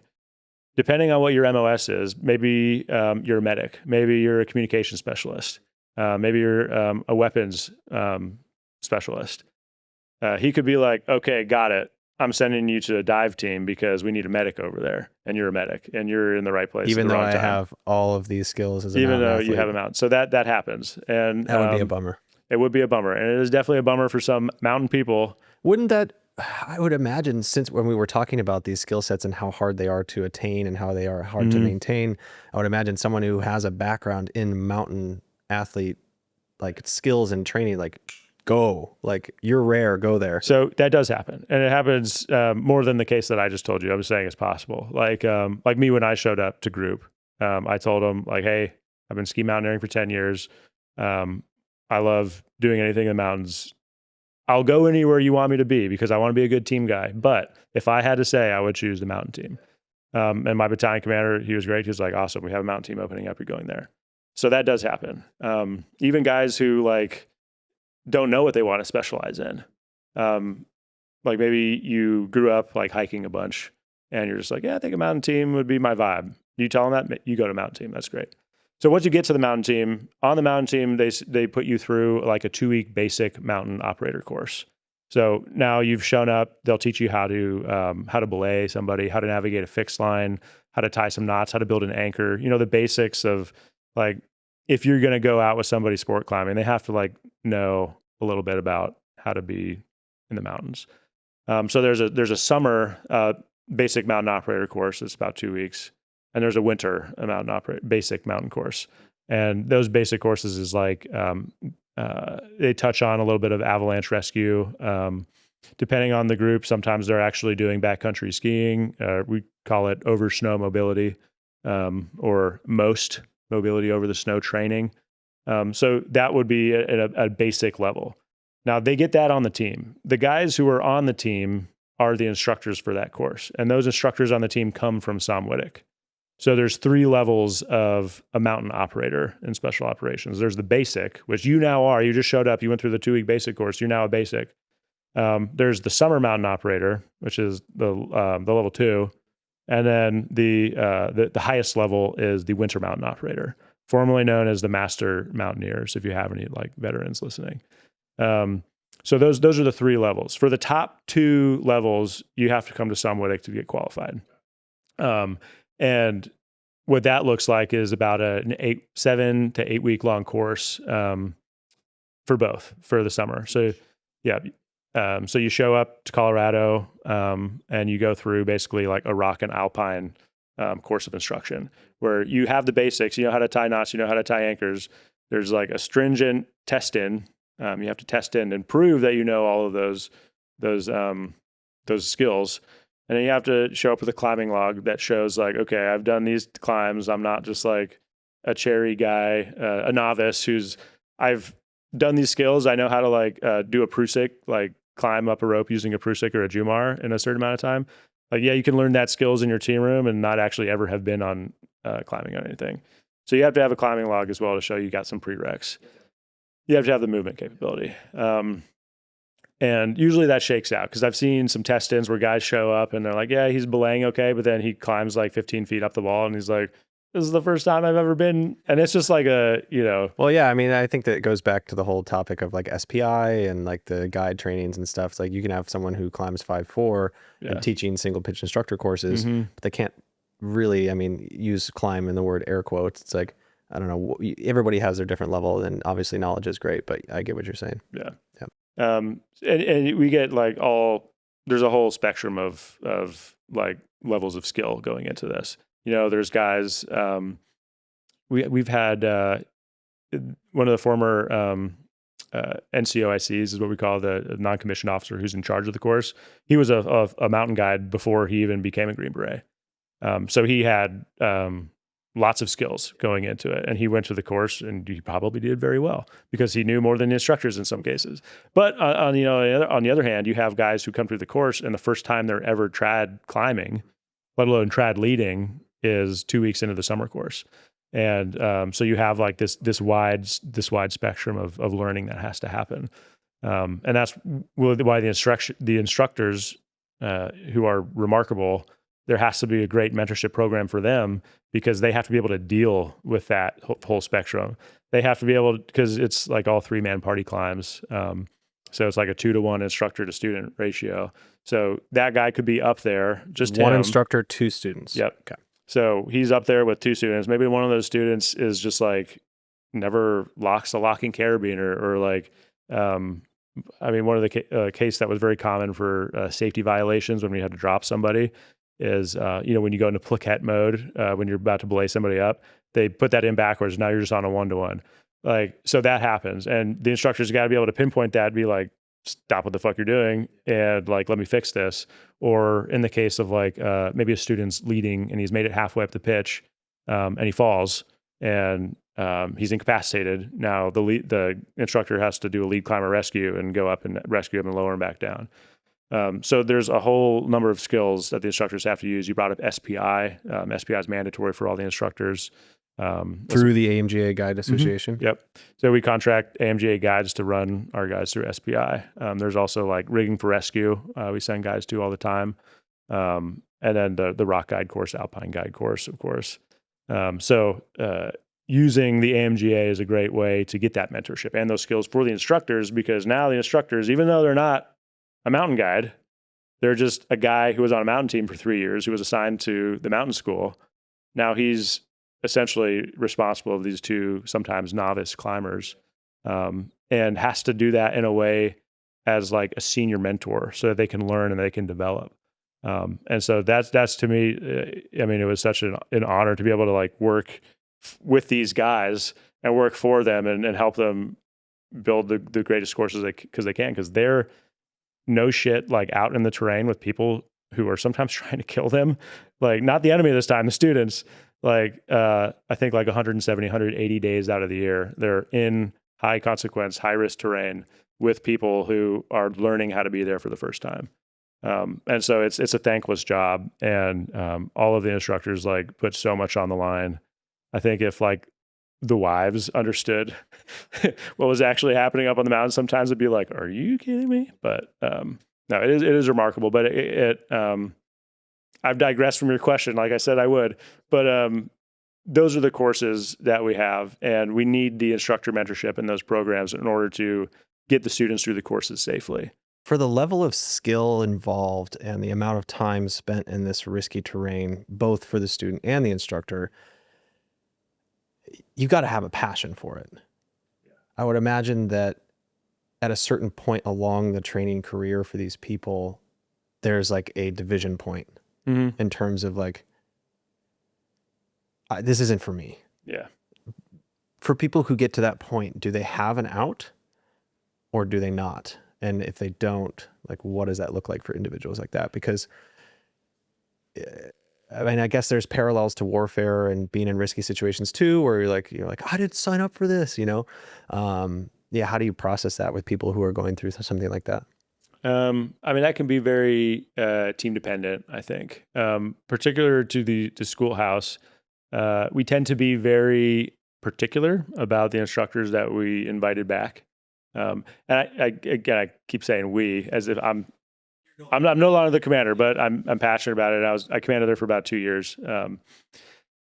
Now, when we have guys who come to the course who perform really well as students and who clearly have the passion, or like maybe he was a ski racer in college, and like, okay, you're going to come here and you're going to be like one of our ski instructors, or like the guide I gave you an example of. We try to pinpoint who those guys are and then try to get them back to the schoolhouse. I guess that makes sense for the instructor role. I'm more talking about the student role. Yeah. For the students, you have to go back and think, okay, why are they there in the first place? So on like a SFODA, that operational detachment, that's like the small 12-man team. Most of special operations happen with that 12-man team as the modular force that's moving into a country. On that 12-man team, for a mountain specialized team, you have 2 summer mountain operators and 2 winter mountain operators. So 4 guys on that team, doctrinally, by regulation, have to be at that higher level of mountain skill. The other 8 can just stay basic. So if you get a guy on the team who he goes through, he's a basic, and he's like, listen, this is not for me. I whacked myself in the face with an ice pick once when we were ice climbing, and I don't want that to happen again. I don't want to go to the course. That team sergeant could be like, roger that. Not going to send you if you don't want to go. But by virtue of just the type of personalities that Special Forces gets, it's a lot of type A. There's a lot of ego associated with it. The new guy shows up on the team and he's like, I'll go to whatever school you want me to go to right now. I'll do it tomorrow. Like, send me. And so they'll go and they'll do their best, and oftentimes they'll perform great. There's been several guys who, they go through the course, they're trad climbing for the first time, and then you talk to him after the fact, and he's like, yeah, man, I'm like really afraid of heights. I hate this. But they're doing it because they want to be a good guy on their team. And so that's an attitude that I love, and that's on every single team, I guarantee it. And then you get the guys who are passionate about it. The dudes who they asked to go to the mountain team because they wanted to be a mountain operator. And at the first opportunity, they're like, send me to the summer course. Send me to the winter course, because they want to get that next level of training. And those are the guys that tend to come back as instructors. Now, like on a separate like talent management conversation, usually the way that the timeline works for operators on a team is like you're on the team for like 3 or 4 years, and then you have to go broaden. You have to go become an instructor at the Q course, or you have to go be an instructor at the free fall school or something. So you have to put in some instructor time before you can go back to a team operationally. So guys are just like, yeah, I'll go do my 3 years at SOMWTC and I'll go back to a team. And that's the model we like to see. But every now and then, just by virtue of the Army being the Army, we'll get SOMWTC will have their gains announced for like the next year. Be like, okay, you're getting this guy, and this guy, and we'll ask around the team and I'm like, does anybody know who this guy is? And we'll look him up, and he's got no mountain skill whatsoever. Never been on a mountain team. Never went to the mountain courses, but he's been earmarked to come as an instructor. And we're just like, well, what are we going to do with this guy? Because in order to get him trained, that's at least 2 years now to get him just to the master qualification, let alone the additional like 3-year instructor training pipeline that we have. So incestuous is maybe the bad word, but like we try to be kind of incestuous about it and be like, okay, you're the guy I want to come here. We'll by name request you so that you can make it over here and be an instructor because you've already had these skills. You've already been through ARI 1 and 2. Like that means when you come in as instructor, we can send you right to pro for your first winter, and then you can do ITC the second year. And now you're certifying guys in ARI, as an example. So it helps if there is that passion and they do have that skill coming in. For sure. Yeah, I could see how it's ideal, but not required. Yeah. How many people would you say in the Army or in the Green Beret are fully mountain certified? Like 100,000? It's more than 100, less than 1,000. Every SF company has one mountain team, usually, in most cases. There's 3 companies in a battalion, so that's 3 mountain teams per battalion, and 4 battalions per group, so that's 12 potential mountain teams per group. There's not enough funding and resources to actually have 12 per group. So it's probably sitting around like 6 to 8. And then, you talk about at a max having 4 guys qualified on a team. So I'm doing math in public, which is a horrible idea, but that's like 24 to 40 guys in each group that's mountain qualified. And it's more than 100, but not much more. And that's guys who are like actively in it. And so, it's a small community. It's a small group, but SF is small. And that's particularly Green Berets. SEALs are completely different. They have, their SEAL teams are a little bit bigger. Their platoons are bigger.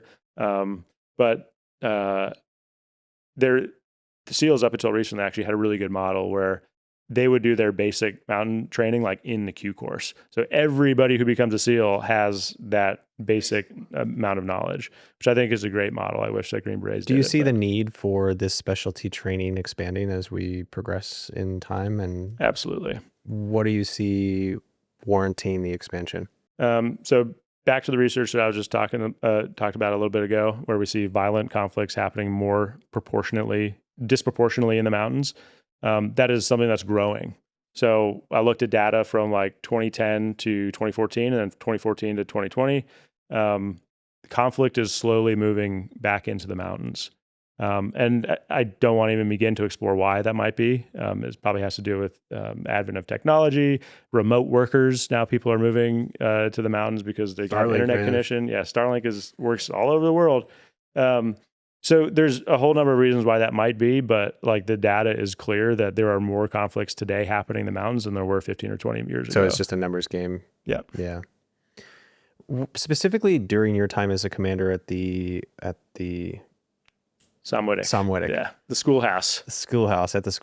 What did you bring to the table? What did you feel like you did to grow or push the organization forward? Oh, and you're putting me on the spot a little bit.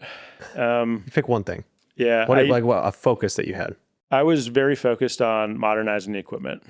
And the equipment modernization was the first, and then what I called operationalization of the instructors. I'll talk about the first. I think that's probably the easiest for people to grasp. Yeah. So what that basically comes down to is, take like we were climbing in Red Rocks today and yesterday. Come across like some old timers who they're probably like local legends, and I just didn't even know who I was looking at. But like they're climbing on like old cams and like totems that look like they've been around for like 20 years. Tri-cams. That was kind of the gear that most teams have in their cages in their team room. It was stuff that was manufactured in the early 2000s. And it sort of has just been there and it's been maintained. And obviously the global war on terror, teams were very focused on kinetic operations. So that equipping really fell off, and that was no different at the schoolhouse. Equipment, as you know, as a climber, has a lifespan, especially like the soft goods, ropes, like runners, everything, like 10 years, like at the most. At the most, right? But like if you're actually using that, like a rope could be... A rope is pretty quick. Well, a rope could be pretty quick, but like harnesses, everything, like 2, maybe 3 slings, like you're constantly getting... trying to get cams reslung. That was always a nut roll.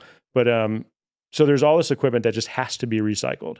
Not to mention new equipment that's coming out, like the advent of the Grigri or the microtraction or the Tiblock, or was it the Ohm is now like the Omega. The Omega, right? They just released. So revolutionary stuff. Exactly. And it's not only is it like making things more lightweight for guys who like to do like the alpine style of climbing, but it's also safer. And so why should an operator be rappelling on like a figure 8 device from the 1980s if like you have all of this other equipment that not only is safer, but it's more lightweight? Because I talked about like that team who's climbing up a couloir with 110 pounds of equipment. Like most of that probably wasn't mountain gear. It's probably like batteries and ammunition. But like any way you can reduce the weight, you're going to create a more lethal warfighter. So modernizing the equipment was like a huge thing that I tried to do. And it only came about because you can tell I'm passionate about this stuff. And I went above people's heads, as I probably should have, in order to make sure that they were aware that like, hey, this is a need. This is like something this is a life supporting piece of equipment, and we do not have the money to do it. I shouldn't have an instructor show up to the schoolhouse and has to buy his own ski boots because we can't afford to even give him his own ski boots. Like, why can I not even like outfit my guys to do the job that you as the Army are telling them they have to do? And so I fought for a lot of money, and that came. It wasn't easy to do, but explaining to people the problem, explaining to people the need, and then letting them know that like, hey, I've had this operating budget at the school for like 10 years. Inflation happens, man. Like, I can't be working on the same amount of money as I did 10 years ago today. Like, we need a higher budget. I need to modernize. And we were successful in doing that. Squeaky wheel gets the oil. Yeah, I was a little bit too squeaky. I won't go into any details on that because... is there a reason why you're not there anymore? No, there's not. I didn't get fired. Don't worry. Yeah. But too much money. If you'd asked my commander, I got him fired. Okay. Which was a problem. But when it came down to it, SOCOM had our backs, and I don't get into chain of command stuff, but they had our backs and they backed us up, and we essentially got a blank check to completely retrofit, which it's was just really like helpful. Yeah, the change was needed. Yeah, and so the equipment was the one side, and then we talked a lot about the mentorship, but contracting IFMGA guides. It was really hard for a long time for the schoolhouse because they called themselves master mountaineers. As a guy who's maybe only actually done 4 to 6 months of mountaineering training, you're going to call that guy a master when you have, pin guys who's taken decades. So it took a long time for us to just understanding the actual scope of what we're learning here. Yeah. And that there are people that know way more than us, and we need to learn from them. Yeah. And it's risk reduction. I mentioned we have instructors in the field on high consequence terrain, 170, 180 days out of the year, whether that's, vertical terrain climbing, when you're doing like alpine style climbing where you're short roping a guy like over like very high consequence exposed terrain, or through avalanche terrain. So all of these things are very dangerous. It is a risk reduction measure for me as the commander to get them mentorship from actual guides so that they know all of like the latest techniques to do it. Just in the 4 or 5 years since I went through as a student, they've already they change every year, like a different style of doing something. Like whether it's just rope management or like a different high angle rescue technique. And there's a lot of really great guide organizations that we work with that has veterans and just guys, we've been working with for a long time, so they understand our need. But yeah, so then getting the contracted guiding is really important. And then the last piece was the operationalization piece.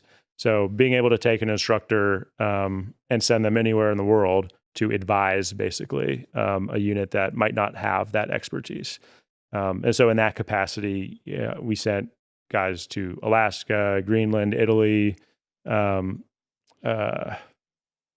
of other places, but to advise and to work with partners in order to build that skill. An example, I mentioned Greenland. We sent a couple instructors up there for a big expedition. The Danes are responsible for Greenland. It's like their sovereign territory. They have these. It's actually really. I don't want to get too far off topic, but there's really cool capability called the Sirius teams, and they are like backcountry dog sled special operators. And so the whole northeast coast of Greenland is completely uninhabited. And it's got the ice cap. And so these dog sled teams essentially patrol, and they have like a law enforcement authority for like illegal mining. Back in World War II, it was Nazis like establishing weather stations, submarines and stuff. And so they have this huge, vast amount of territory to patrol, and it's all, it's dark most of the year. It's all heavily glaciated. So we sent some instructors up there to help with some glacier rescue and glacier travel, crevasse rescue, because they were trying to help these dog sled teams, and these Danish, the Jaegers are their special operations team, and they're incredible. So that's an example of something that you do with a partner. So it's you're not only training here. We're like, let's take our mastery and like let's share it with people that need it. And SOCOM has a word for that. It's like subject matter expertise exchange, or SMEs. So you're like the Italians, especially the Alpini, they have really phenomenal mountain warfare specialists. So it's an exchange. We're learning what partners are doing. and then you're showing them what we're doing. And then it's just a great way to build relationships. And obviously, like, mountain people love hanging out with mountain people. So it's always a good time. Let's be real for a second. The blueprint for a successful climbing podcast is simple. Interview the most famous climbers in the world. Big names mean big followings, lots of SEO power, and a built-in audience that helps promote every episode. But this show has never been about that. From the beginning, it has been my mission to bring you stories from the climbing majority. The climbers who don't live in the limelight. The ones who quietly put up routes, build communities, and help give back in ways that are rarely recognized. And while that's what makes this show special, it also means we have an uphill battle when it comes to growth. And that is where you come in. If you believe in the show, if you've been fired up, inspired by an episode, word of mouth is the single most powerful way to help the show. Share an episode with a friend. Post about us on social media, jump onto Reddit threads and Mountain Project forums, and tell people what you've been listening to. Also, I am on a mission to beat Climbing Gold's Spotify review count. If you haven't already left this show a review, please head on over to Spotify to give this show 5 stars. We only have 1,000 more ratings to go. What about risk management? So how would you say someone who graduates as a full master from your programs, how would you say their person's risk management philosophy differs from that of, let's say, a generalized recreational climber? I mean, we teach people to be very risk adverse. Yeah. And now when we say we're doing like multi-pitch trad leading within 2 weeks, we're not talking like you're going up like 9s and 10s and 11s. It's like they test on like 6s and 7s. And it's very manageable, moderate climbing, because that's already more than what you're going to see in the wild. You're not going to like find a splitter crack and be like, let's put our ops up there. Or you're not going to be like, oh, look at that ice fall. We're going to like go climb that ice fall and be like very obvious to anybody who's like seeing this. From so it's almost like the things that motivate recreational climbers to climb are not the same, are going to bring them to different places than people in your place are going to be drawn to. And those areas are going to have less technical climbing, less overhead hazard, all those kind of things that you would have to mitigate. Potentially. Or they might have more objective hazards because it's not like an area that's typically traveled by people. And so that's why Avalanche risk mitigation is so important. Because like you might not have the ability to choose the day that you go out on a good tour because, like, it's a moderate day, like we didn't get any snowfall. Like I think we'll be able to push it past like 35 or 40 degrees today on this tour. Operationally speaking, you have to be at this place at this time. And regardless of the hazard, you have to be able to know how to travel and move through those hazards despite the conditions. And obviously the best, especially with drones and surveillance, like satellite space being so prevalent today, oftentimes the best time to travel in the mountains is when the conditions are really, really shitty. So because of visibility? Because of visibility. And you can't get fixed wing air assets, in a snowstorm. Drones really difficult to fly at high altitude, let alone. And so those issues aside, risk management is something we take very seriously. And that we talked about the mentorship piece. We try to give the most we can to those students. But are you familiar with the Dunning-Kruger effect? No. Please tell me. I'll try to describe this without using a graph, but it's basically like the level of confidence versus actual knowledge.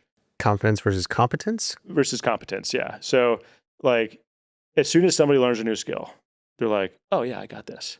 But it turns out they're not very competent. So what the Dunning-Kruger effect is basically like you start out here, then right off the bat, you think you're an expert in your field.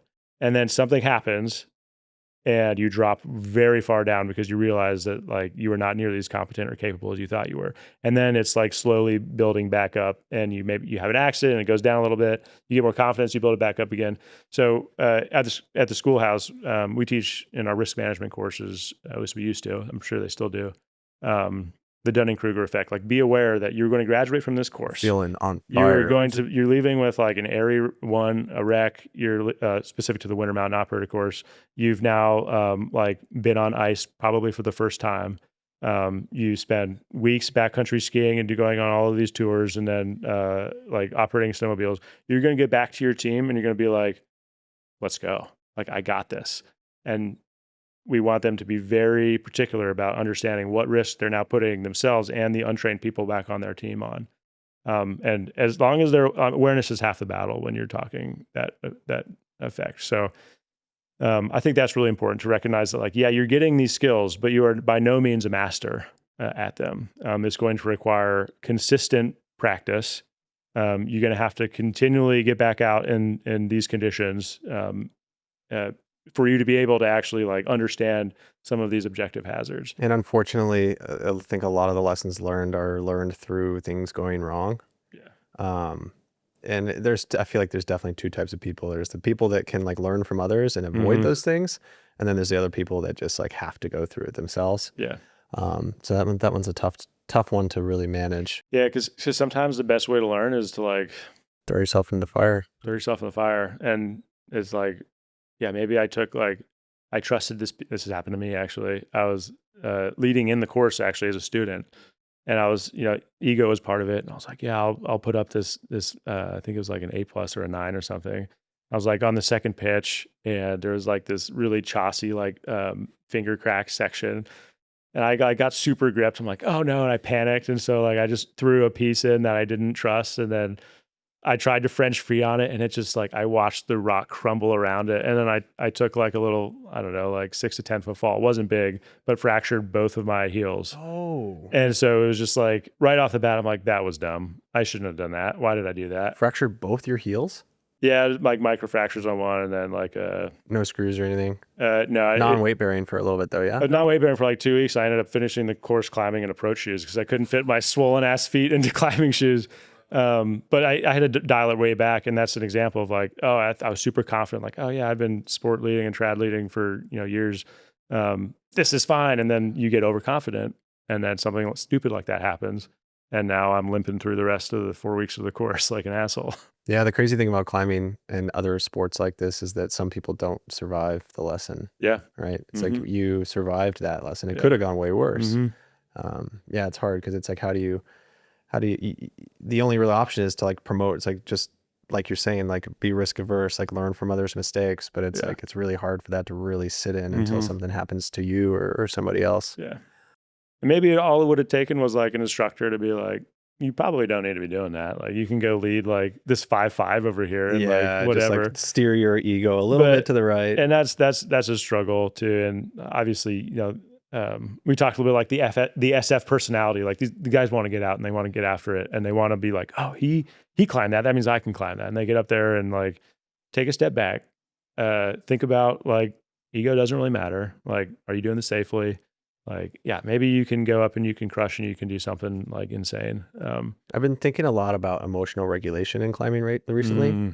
Is that something that's talked about in the military at all? Because I mean, you guys are dealing, like, at least for me, climbing is such a mirror. Like you're forced to reckon with like the internal thoughts that you have, because you're in such this state where you have to be so present. And if you've got these other voices in your head telling you certain narratives, or you've got things that are distracting you, it takes you away from the moment and puts you in a more dangerous position because you're not paying attention to everything. To me, that's like I've been trying to expand, like I said, emotional regulation. Like how are we regulating our emotions as we lead up to these objectives and get ourselves into these mind states where we can actually perform? Is that like talked about in the schooling, like however you approach that in your climbing? It is I wouldn't say it's talked about, but it's very much a part of it. It's baked into being a special operator. Before you even can go through the Q course, which is that 2-year-long training pipeline I told you about, you have to do a 3-week-long, it's called SFAS, Special Forces Assessment and Selection. And in that is like 3 weeks, they're horrible. They're putting you in extremely difficult physical situations, mental situations. They're psychiatrists who are watching you. Every single interaction with anybody is a test of some kind. It is measured, and they are looking for people who are calm and cool-headed, and but also very capable. So by that just being part of just the initial selection, then you have the 2 years long where they do talk about, I mean, I'm an officer, so specific to like the 18 Alpha, my MOS, that course, there's very much discussions with psychologists about how to make smart decisions when you are extremely stressed, how to work with people in those type of situations. So I think by virtue of having that as part of the selection process, by the time they even get to this advanced skills, maybe 3 or 4 years after the fact, they've already been specially selected. They've been trained. Most of these guys have seen combat in some sense.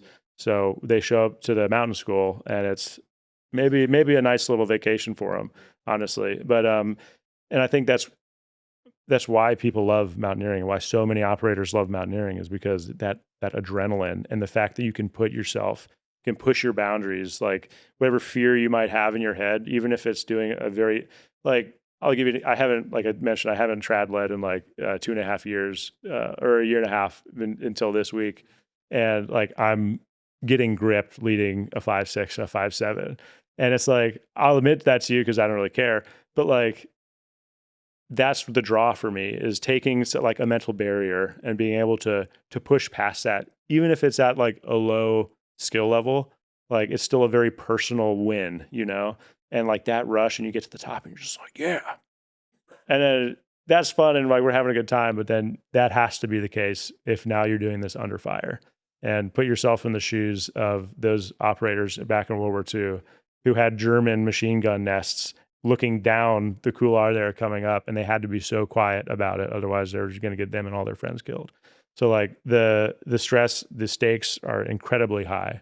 And the special operators luckily are they're a different breed. They're built for that. They're a different breed because they have to be. Yeah, that's rad.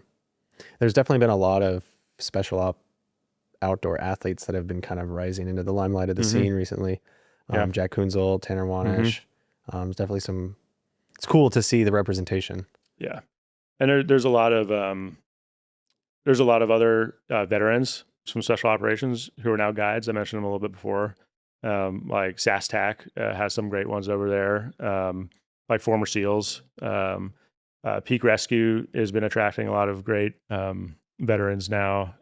Pisgah Guide Service out in North Carolina, they do a lot of work with the Marines, and now they're getting some ex-Marine operators getting through like the guide track.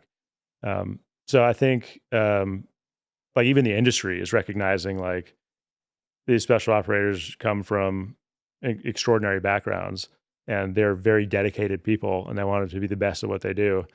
Turns out that makes really good guides and mountain athletes. Yeah. Before we get back to it, if you've been listening to the show, you probably know how much time and effort and love I put into this project. The research, the conversations, the production, the editing, all of it. And while it might seem like I've got a team of people on this project, I don't. It's just me. And even with sponsors, I spend a large amount of my own personal money on this project simply because I love it. If you're a listener that's looking for a way to give back to this show in a meaningful way, please become a Patreon subscriber. Once you become a supporting member of the Climbing Majority, not only will you feel really good about yourself, but you'll also get access to the ad-free version of the show and exclusive content. If this speaks to you, click the link in the description or go to patreon.com/theclimbingmajoritypodcast to become a supporting member of the show today. Unless you have anything else to talk about on your kind of role in the military as a commander or your expertise in that field, I'd love to close off the conversation with your accident on the mountain. Yeah, sure. We can talk about it. I mean, I want to be very clear, like, before we get into that, like, these are my own personal views. They're not like representative of the Army, Special Forces, the Naval Postgrad School, SOCOM or anything. And that I am not an expert in mountain warfare. I've been through the courses. I commanded at the level. I'm in very early at stages of the IFMGA guide track myself, but like my personal skill and experience pales in comparison to the instructors at the course right now, and even guys on teams around the world. Those dudes are crushing it, and you'll never hear their names because they're too busy crushing it. Whereas I happen to, I'm had some work published now, and I'm doing research in this because I'm passionate about it. And so I feel like I'm in a position now to advocate on their behalf, even though I am a practitioner and an operator, yes, but I am not like I'm not a tanner. I'm not going out and I'm not doing the quad or anything. We're in similar boats there. Yeah. I'm in no position to be any sort of athlete or in that realm, but I'm here sharing stories of people who are. So, yeah, but I respect the humility there for sure. Yeah, this accident. So obviously technical alpinism got really deep into the whole accident. You know, for people who are interested in hearing the play-by-play, you can definitely go there. I guess I want to try to steer the conversation about this specifically to like how Bobby got you, how he saved you. Because in the episode, it was kind of just like, yeah, he kind of like rappelled down and down climbed some cliffs and then got to me. Is there more to that? Is there more kind of like depth to the reality of what he did? Yeah, I think there is. There's certainly more to that story. And I guess for people, you know, just to make sure people don't have to actually like go back and listen to it right now to know what we're talking about, you can give people just a high level view of what happened. Sure. Yeah. Quick overview. I was ski mountaineering in Telluride, Colorado, just in my free time. My ski partner was a really, really close friend of mine, also an instructor at the mountain school. We were skiing Wilson Peak, which is a 14er out there. The North Face, called the North Face Couloir, called Coors Couloir, is one of the 50 classics. I encountered a rock very close on the top underneath my ski, sort of, you know, an objective hazard. There's a rock slightly buried with like a little bit covering of snow. And I ended up having a 2,200 foot fall down the whole north face of Wilson Peak. About halfway down, ended up in an avalanche of my own slough. It's hard to do slough management when you're tomahawking, turns out. And then that avalanche carried me over several cliff bands. And somehow I was only partially like buried from like my thighs down on the apron below. Very, very banged up, very beat up. Yeah. So we've all seen the videos of people in ski accidents, like tomahawking, like a real tomahawk. Was that you? Yeah. And what was that experience like? Describe what it's like to tomahawk down a mountain face. Like, did you go unconscious? Like, does the blood go to your head? Lose all your gloves? I only tomahawked for maybe like, at least I think, I was conscious for the whole time. I only tomahawked maybe for like only 400 or 500 feet. And then I was able to sort of arrest, and I slowed down. I almost stopped, came to a complete stop actually at the bottom of the couloir, and then the slough caught me. But when you're tomahawking, it's like fully out of control. Yeah, just hand like ragdoll, man. Like arms straight up, just. It was actually interesting. Shortly after my accident, another skier, I wish I knew his name, he had a similar tomahawk off the, I think it was like the northwest face of Maroon Peak in Colorado, and he had his GoPro on. And he posted that video a week after my accident. I was in like the ICU in the hospital. Is this the one that went really viral on Instagram? Yeah, you've probably seen it. But like that video, like I watched it while I was in the hospital bed, and I was like, yep, that was it. So if you want to like first person perspective, go watch that video POV again. of that guy. Yeah, that's wild. Yeah, so it was like that until I was buried in the avalanche. Then obviously everything went black, and then I ended up 2,200 feet down. Collapsed lung, broken ribs, broken hands, broken wrist, knee bone was sticking out. A lot of blood, and then heavy internal bleeding because my intestines had actually separated from the mesh that holds them in place. And so I was hypothermic, I was in shock, and I knew it. I knew that's what I was going through. And so I radioed up to Bobby, and I was like, hey man, like I'm conscious. I really need you to get down to me, but please do not rush, because like I don't want him to fall, because now we know there's like buried sharks at the top of this couloir.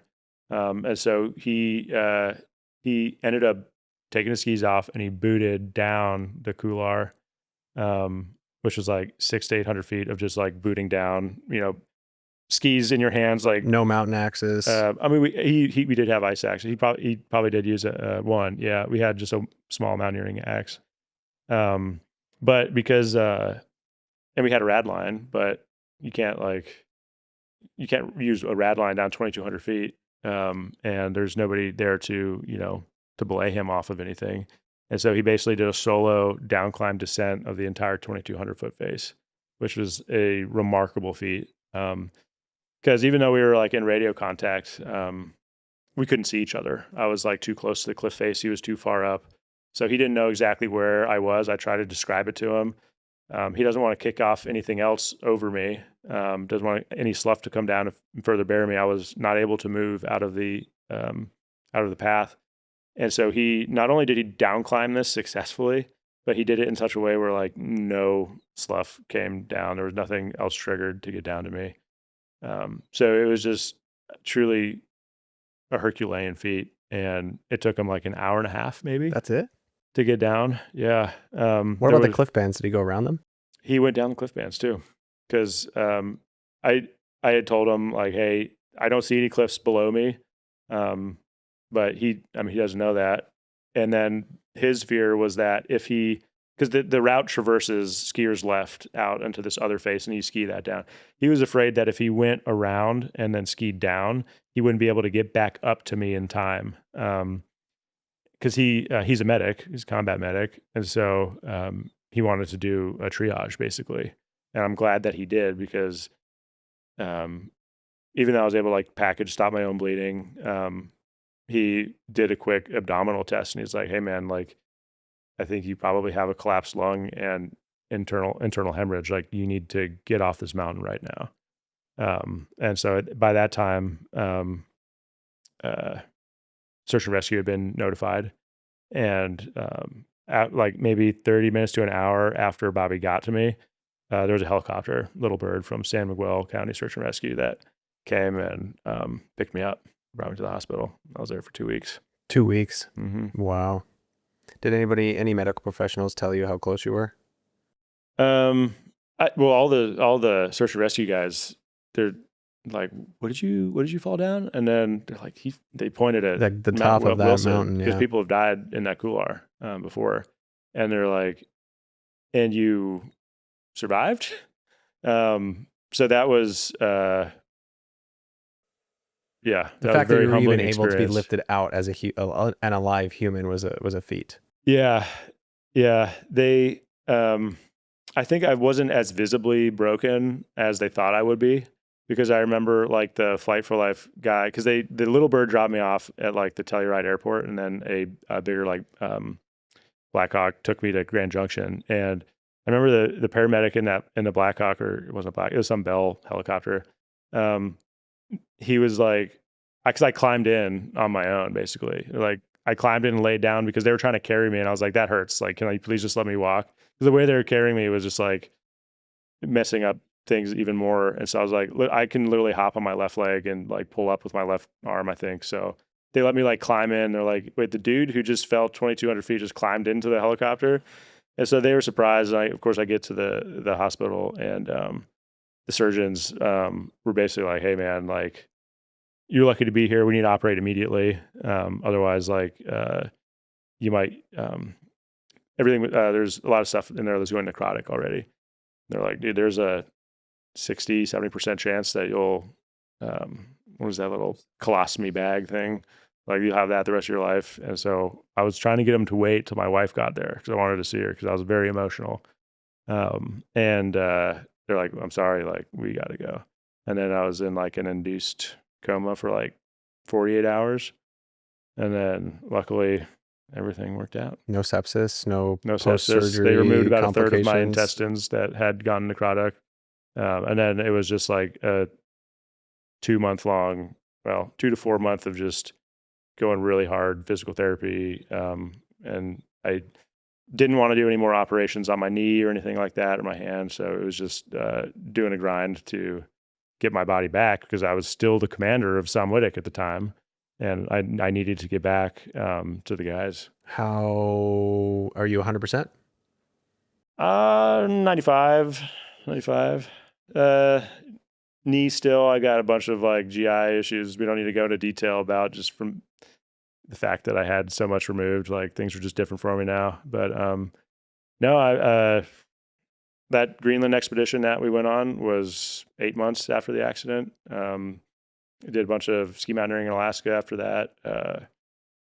Bobby, the guy who saved my life, we did like a ski trip to Canada up to Rogers Pass. We did another classic up there the following winter. So I'm I'm not slowing down, even though my wife got me a knitting kit as like a gift after my accident. It's like, oh, so you're going to stop doing mountain stuff right now. You should probably knit. I had a previous guest and I was like, what would you do if you couldn't climb? And he immediately responded. He's like, bird watching.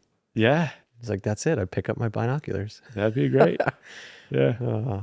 That's wild, man. It's awesome for you to get back on your feet. I think, I don't want to generalize it for the kind of special ops groups of the kind of humans you guys are, but it's just remarkable. Something like that could definitely just shut someone down pretty quick. Sure, it could. And I can't take all the credit for my own recovery. Obviously, we have Olympic level resources at our disposal. Human performance centers with nutritionists, dietitians who are building like personalized plans for me. Like special ops physical therapists is like a thing. Strength and conditioning trainers. I was fortunate enough after this accident, the Green Beret Foundation, Special Forces Foundation, the Green Beret Racing team, they all donated to like get me specialized gym equipment so that I could like do recovery in my house. So I'd be like the first 6 weeks, like I couldn't leave my house, so I had to do everything there. And then, so they gave me the resources I need, and we had those incredible professionals at the Human Performance Centers to like get me back 100. And that's what they do. Whether you're injured in a parachuting accident and combat related injury, like they get operators back to 100% as fast as they can, and they're really good at it. So very fortunate. If I wasn't in special forces, if I didn't have those resources, I can't tell you that I'd probably still be doing this stuff. For somebody who is listening to this, whether they're already a part of the military or maybe not a part of the military, but passionate about the mountains and climbing and might be interested in kind of pursuing these courses and this trajectory that you've kind of laid out, like maybe what advice do you have for them or Oh gosh, what advice? I mean, if you're crushing climbing and you're thinking, oh, how can I become a mountain guide on the Army's dime? Then yeah, you can come work for SOMWTC. But unfortunately, there's a lot of other gates that you have to pass through to get to that point, including. But I think at least the reason why I'm asking is because I think a lot of climbers, there's the whole dirtbag lifestyle, like no job, van, like obviously the military and those kind of lifestyles are a bit, you would imagine that they would kind of, the personalities would butt heads. But I don't know, maybe there's an opportunity there. Maybe there's like for the people who are, because we're all trying to build a lifestyle that is somewhat around climbing, right? Maybe this is an avenue that some people haven't thought about. Absolutely. It absolutely could be. I mean, for me, it was a huge like recruiting point. I mean, for officers, we have to serve in the conventional Army before we can go to selection in the Q course. I was an engineer officer, actually. I was stationed in Alaska for about 4 years. And one of the reasons I went SF is because I was sucking in the Army in the cold in my 1960s era cold weather boots and mittens. And I saw this 10th group snowmobile team just like zip past me. They went up and they drove their snowmobiles on the back of a Chinook and took off to go do some mission. And I was just like, that guy's quality of life is way better than mine. And so I, that draw to me, I was like, I want to be that guy. And so I tried. I went to selection. I think there's a lot of really cool things happening in the special operations world where they need people who are exceptional athletes, especially mountain athletes, especially today with all the craziness that's going on.